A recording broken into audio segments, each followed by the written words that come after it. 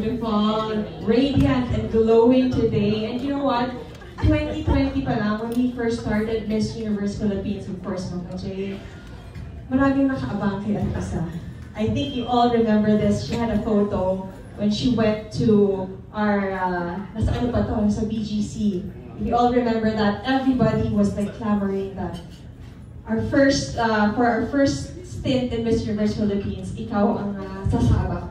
At marami ang nadismaya when you didn't pursue joining.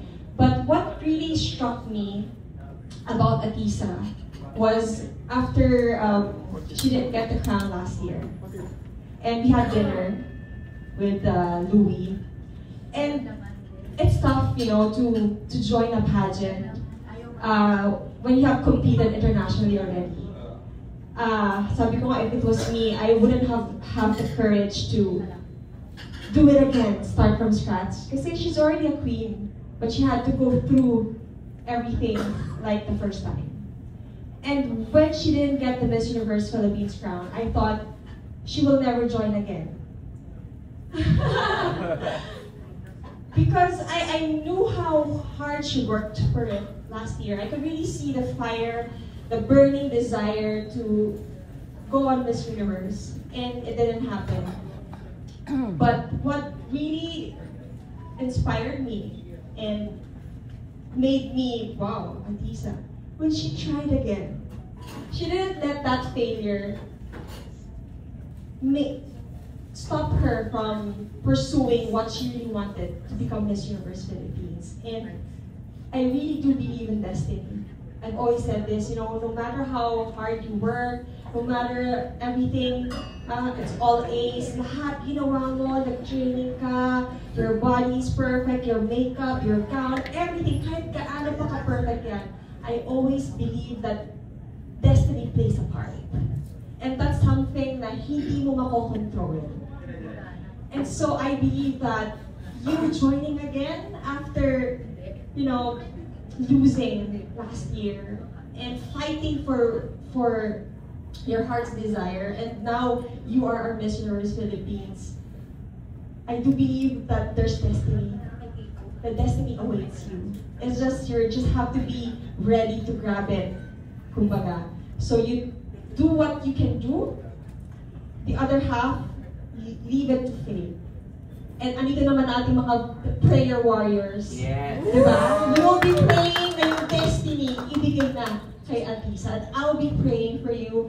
I'll be there cheering for you because feeling ko, Thailand, alam mo na, our lucky charm. And it might be you, Atisa. So I'm really, really happy that you waited. I'm really, really happy that you tried again.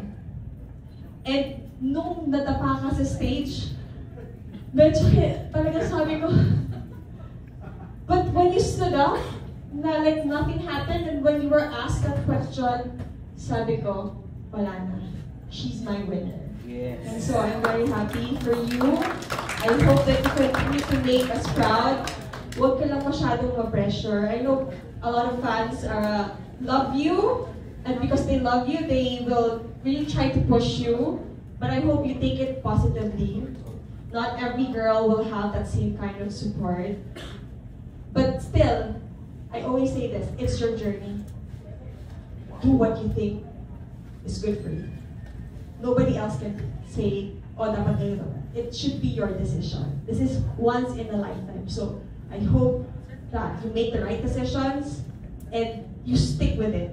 No matter how many people are saying, don't do this. Kung ano nasa puso mo, gawin mo. Mama J? Pero sabihin mo rin sa amin, para hindi ka magulat.